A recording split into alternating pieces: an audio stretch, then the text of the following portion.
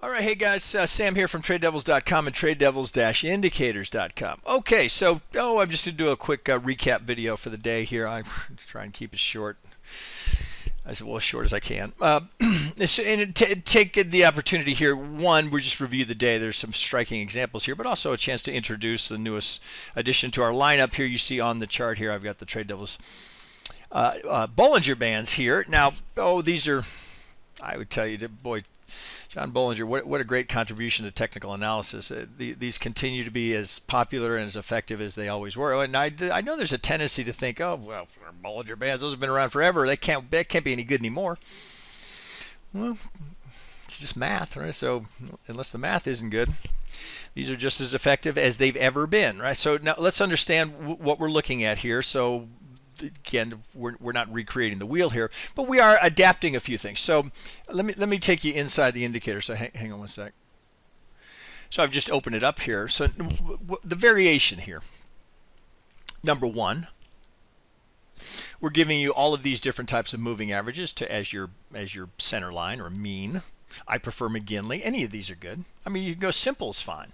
I prefer the McGinley for a couple of reasons. One, well, we'll look at it in a second. But as I've been through many times, the 21 McGinley is effectively giving me an RSI. So I'm going to stay with the 21 McGinley. The inside bands will be at 2 standard deviations. I like the 21. Right. Again, it gives me a perfect RSI. And then for the second band, the outer band, now I could make this 3 if I want. I'm making 20 if I want. But so again, you could go 1, 2. You could go 1, 2.5. 2, 2.5. I think is a good thought. Is a good starting point. That's what it will default to. You can set alerts to this, which I think are I like to know, right? So if I'm coming down to tag that, I like that alert to fire, just so I'm made aware of it. Now here we're color coding the midline, whatever you like here. This is the outside edge contracting or expanding. When it's red, the bands are contracting. When it's green, they're expanding. It's just subtle, but it can be useful. Oh, I think. If you wanted to color the inside of the bands, you can't. We give you that option. So for example, when it's contracting, if you wanted it to go red inside, I wouldn't do that, but you do have that option. Okay, so with that said, I think you're familiar with everything here if you've seen. I've got this is native Ninja stochastics, right? I just like them very, very short time frame, so I can see all the little divergences. This the Devil's Force, right? The TDU Force Index here, which I've added, is a good proxy for volume when you can't actually see volume as you would in a range bar. So I still get some volume representation. Then I've got a cum delta down here. But so this is what's on the board. So just looking at that. Well, you can certainly see the value here. You can see squeezes kind of happening, right? So there's the contraction. This is what the market does. We contract. Pardon me. We go from contraction to expansion to contraction to expansion. Right, so you get that visual representation of it here. And when we're pinging here, when we're going sideways, we're a little bit trendless here, a drift lower, but this is where we accelerate. Now, when we get into this kind of action here, so part of the thinking with Bollinger Bands is that, well, if I've touched a band, well, buy opportunity. Well, there are some that will tell you to trade it that way. I think that you got to be a little bit more nuanced than this. So that wouldn't be enough by itself for me, right? Just just consider perhaps that's not enough by itself. Now there may be more there, or as we dig into this a little bit more, but often the idea is if we have a slope for the day, if we're sloping down as we did throughout the course of the day. Now it wasn't as obvious throughout the course of the day, other than here's the IB high. We never actually we don't even get to the IB mid. Right, so it's a strong drift lower, and then we get a Fed speak in the middle of the day, and that really tanks it. So the range here is worth noting here. But again, I like that I can visually see the contraction and the expansion here. And so here I'm getting lower. Right, so here's our, here's a very typical progression. Right, we've been down all night, so the first thing we do is go straight up. Right. Almost 99 out of 100 days, you can almost count on it, right? Whatever's been happening overnight, the first move will be the opposite of that, right? So because well, let's bring it over on a 15, right? Just so here I'm going to talk about one thing, and before I know it, I can't get off of the other thing. So why do they do that, right? So you can just bring over a 15-minute. So here's welcome to trading, right? So we're down all night, then they rock it up here into a 50, right? Into a double top, right? Right. Look, we're outside of 2.5 standard deviations here. I mean, that was an aggressive move up, but it's right into a 50 golden zone, right? Just look here, right? Same thing happened in the overnight. Here we do it again. Why do they do that? So they can do that, because that's the intention. Up, if it's going up, see, you look here and say, did news come out? Oh, Fed speak? Changed in some sort of interest policy? Did anything happen in the pre-market, right, from between 9 and 9:30 to cause that? No. Now, I'm not saying there aren't days where that could have been, right? But nothing, right? That's just pure market manipulation. That's taking it up so they can sell it at a premium to you, well, maybe not you, but what's retail thinking? Oh, it's going to be a big day,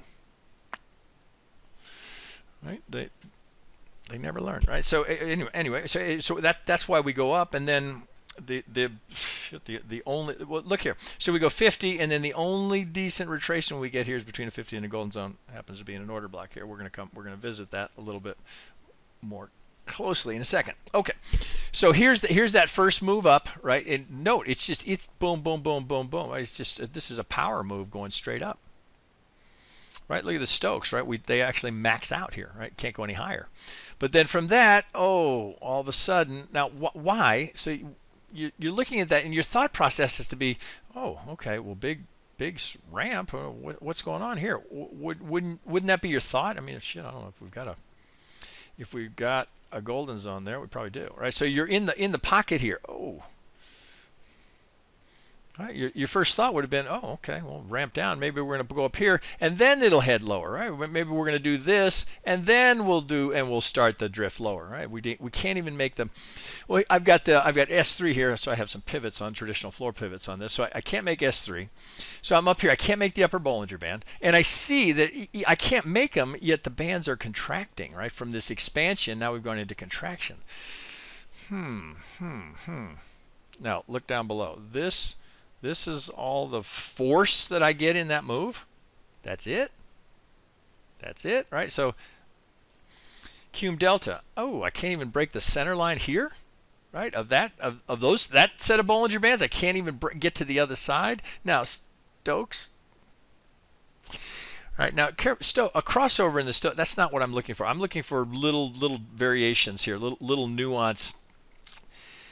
If I can get any divergence here, I'm looking. I don't particularly get any here, but the momentum sure does fall over, right? This, right? If we were going to go, if this was going to do, right? Obviously, right? It's always easy after the fact, guys. I'm aware of that.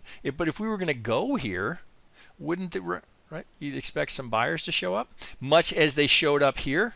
Boom! Look at that. That's force. Look at the cum delta.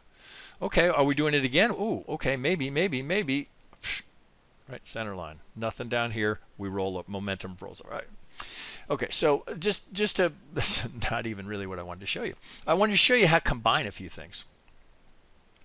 So you look at here and go, would this be enough to trade on? Well, of course, it's always easy after the fact, right? Always easy after the fact. Now one thing to recognize here with the force, and I talked about this a little bit in the force video here. You've got to understand that these moves are all they're going. So look at. What's this one here? This is a good example. So here's a move right here. The force goes up to over 2, right? But then I get it again here. But they look different, right? So here I get this big one here. So I'm getting what seems like these should be more substantial moves given the force involved. But this is just they're trying to get back into the initial balance, right? This is these. If you don't know this, you need, I'm just going to say it like it is. You need to know this. You have got to be aware of the initial balance and why that is such an important level. Look how important this is. So we spend the vast majority of the day, bulls are they're trying to get back in. Bears are doing everything they can to keep them out. I would tell you, I said this to people in my Discord today, I would tell you 95% of retail traders don't even know what the initial balance is. They never heard of it. Not because someone just hasn't shown it to them. do you see the fight that happens here? I mean, this is every single day, right? The battleground is at the IBs, right? So people, I've said to tell you, the more important than VWAP, as far as I'm concerned, can't get in, can't get in. Now, if you don't know that that's the initial balance or why it can't get in, you're racking your brains going, what the, why can't we get in? Right, if I take this off, can I do that? Can I take it off?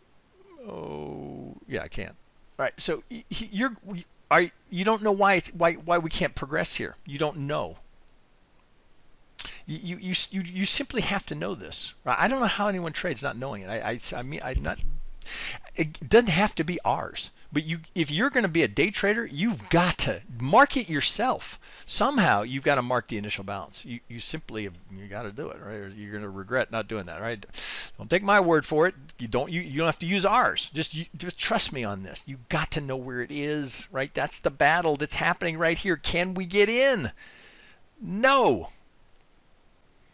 Once they get denied access, right? Can I get in? Can I get in? Can I get in? No. You cannot get in. All right, and then we drift lower. Okay, so let me come back to really the first point I had in trying to show you this. Okay, so Bollinger Bands, I would tell you, would be effective to have somewhere, right? You don't have, so maybe you got a footprint chart on one side and you got a candlestick on the other. Maybe it's range, maybe it's tick, maybe it's minute, whatever you like. But this can be a nice addition to whatever you're doing here. And this little zone here, I think, just makes them a little bit better. As well as I know when that's red, I know the RSI has gone below 48. When it's green, I know it's gone below 52. So I effectively get an RSI on the screen as the center line of my Bollinger Band. So I don't have to take up real estate below, right? I can use a Stoke because I have an RSI. Okay. Now to my point. Jeez, I probably lost half of you.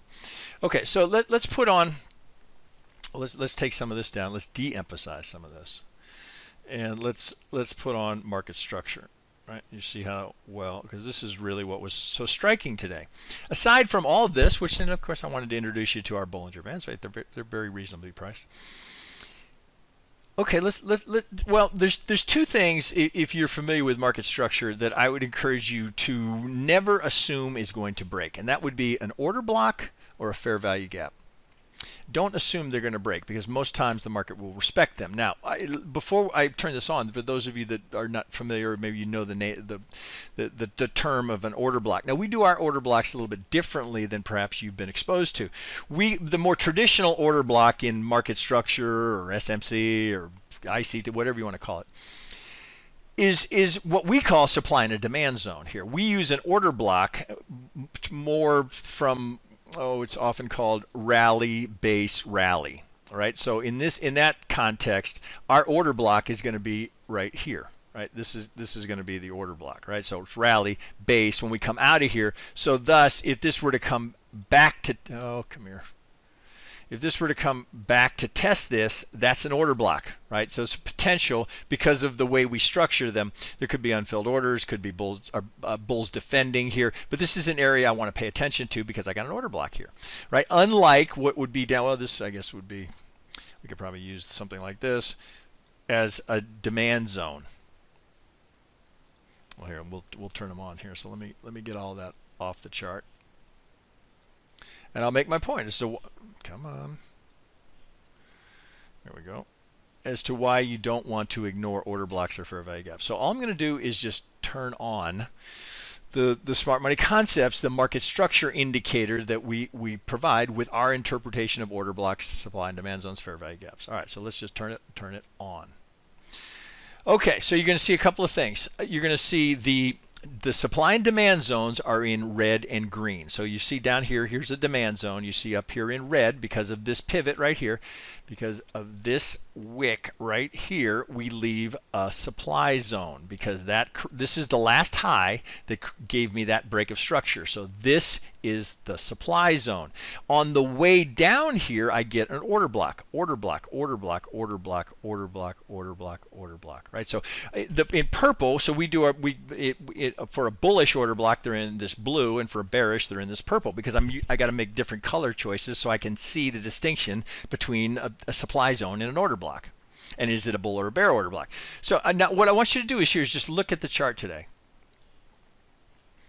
right? Knowing, right, at the end of the day, right, obviously we know it's down all day, but I want you to look at every single test. There's one exception where technically it still holds, but let's just go through them, right, one together. So as we come down, here's the first order block, right? Here's the retrace to the order block, comes down, right? Now I go down here, I'm coming down here, here, another order block, right? I go down, look, test twice the standard deviation, come all the way back, order block, down we go.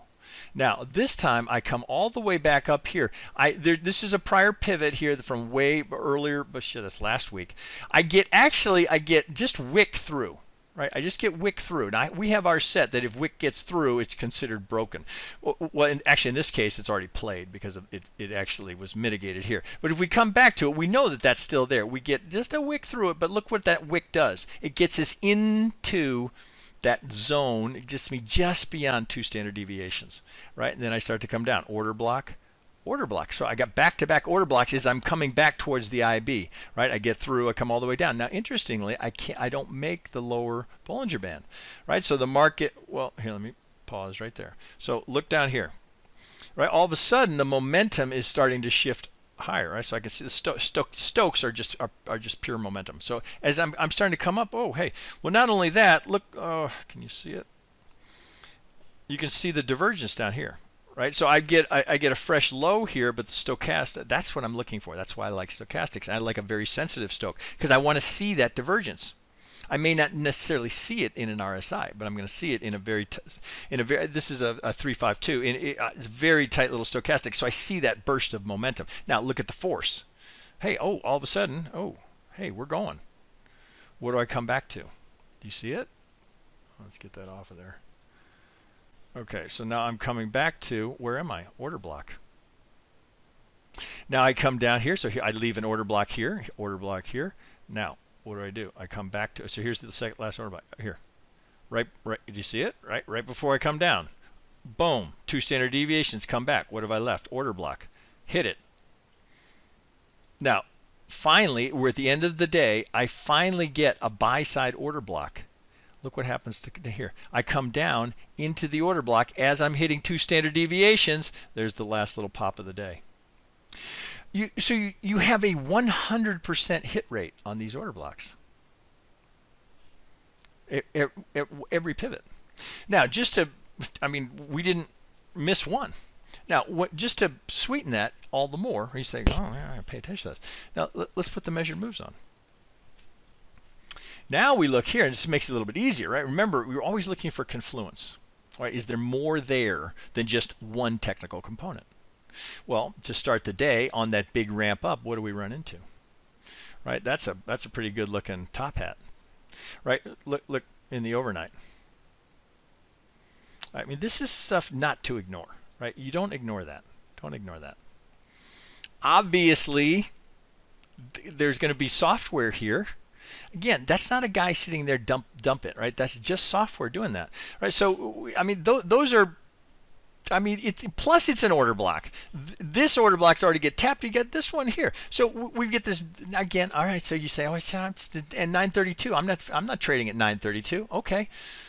Oh, well, oh, we're coming down up. Now remember, we looked at that because this was a golden zone. So you're thinking, oh, it's going to go. But hey, right? That's why I said don't ever assume an order block is going to break. Now, an order block where I've got a measured move and as well as I've got S3 here. Oh, I'm not so sure I want to buy that. And it turns out, right, that would have been right. So here's the target. It looks small, right? Let's assume you didn't get all of it. There's 27 ticks, 333 a contract. Now back, what do we do? Right, remember 21 McGinley. All right, so that would be a key, an area of interest. Let's call it that. So right to a 50. And we looked at this before. If that's going to go, where's the force? Where's the force? Where are my aggressive buyers? Where are they? Oh, Stokes can't even make it to 80, right? We roll over, right? So all that's showing me is that the momentum is weaker. And it just happens to tick the 21 McGinley at a 50. Now down we go, 2 standard deviations, back, order block. Right, here's the one. This was the one. This came out of nowhere, right? A big drive up here. You say, oh, hey, we broke. Look at that. What did we run into? Just another top hat, right? That's how I call these top hats. All right. There, that is a trade I want. Just like that's one I want, especially if I see a top hat like that one, right? It's stacked algorithms, right? That you got to break a lot of algos to get through that, right? So for a scalper, that's a look at the confluence I have here, right? So Stokes go up here. We looked at this, right? We don't make the outer, we don't blow through the Bollinger Bands here in the cumulative delta. I don't actually make 2 here. Stokes get over, right? And then we roll over. Here I've got all of that confluence. Now this is a pivot. That little dotted line that you see here, these are not also not to be ignored. That's going all the way back. Look how far that goes back, right? That's to the low of, is that Friday? Thursday. That's Wednesday. That's Wednesday's low, still in play, coming into play all the way back here, right? Don't ever ignore those, right? Just like a fair value gap or an order block. Don't assume it's going to break. Assume it's going to hold, right? Because there will be defense there, because it's an imbalance. That's what this is showing you. There are 2 different types of imbalances. Order block, definitely an imbalance. Fair value gap, right? You can see it. That's 100% hit rate on those order blocks today. Now, so as you look here, now in the overnight. Now, what's the next up, right? We got 2 fair value gaps right here. We have to get through that, and I would propose to you that's likely. Oh, what do we got there? Right, you're gonna have 50 in a golden zone there. Take that up higher, right? You get to the next pivot, right? Now I got 50 in a golden zone right there. So you don't. So for example, if that was trading during the day, don't assume that that's going to break. Assume that's going to hold, right? A fair value gap is an imbalance, right? Assume that's going to hold. Just like an order block, assume it's going to hold, not break. You'll save yourself a lot of stop outs if you do that. You don't want to trade right into it. So often what can happen is you think, oh, here we go, but there's an order block above, and you're like, shit. Yeah, shit is right. You don't want to trade into it. Risk is too high, right? You're looking for those locations where you have a opening. I mean, I'm just using that because it's right in my face, right? But so that's what you're looking for. Where do I have space? Right, where I'm not going to hit something technical. You had it here. Now, this you'd have been thinking, oh, well, okay, so this is, well, I said, well, here I'm already off subject here. I'm going to get into a full trading thing, right? But just careful of entering at lows and highs. It's just not again. You're vulnerable to getting bent over. Okay, so I think we covered this here. My broader point was just to give you an example, just a stunning example here of how these order blocks, you need to pay attention to where they are. Well, I shouldn't say it that way. I would encourage you, if you are not paying attention to order blocks, to get them on your chart so you know where they are. Much like a measured move, much like a golden zone, right? Again, you don't have to use ours, but I think it will just help you. If you don't, I mean, if you don't want to play with ours, just put a Bollinger Band on. Right now, ours is just a little sexier that I can put. I've got this other color coding, and I can do 2 bands here, and I can change the center line. But if you don't want to do that, just use the native Ninja one. That'll at least give you some sense of contraction expansion. Yeah, but just a good example today. All right, I'm going to wrap up by just reminding you that what is today? So today's Cyber Monday. I think we're running this promo we've got. I'm pretty sure we're running it through the end of the month. So Black Friday, Cyber Monday, we just figured we'd run it to the end of the month. So that's still available to you. So so for example, you could trial everything on the board, everything you see on the chart here. Trade it for 5 days. Trade it for a week. See if it helps you. If it helps you, great. Maybe some of these you'd want to add to your arsenal. If it doesn't, shine it. Next one. Okay, guys, there you go. All right, with that, I'll wrap it here, and we'll be back to you next time.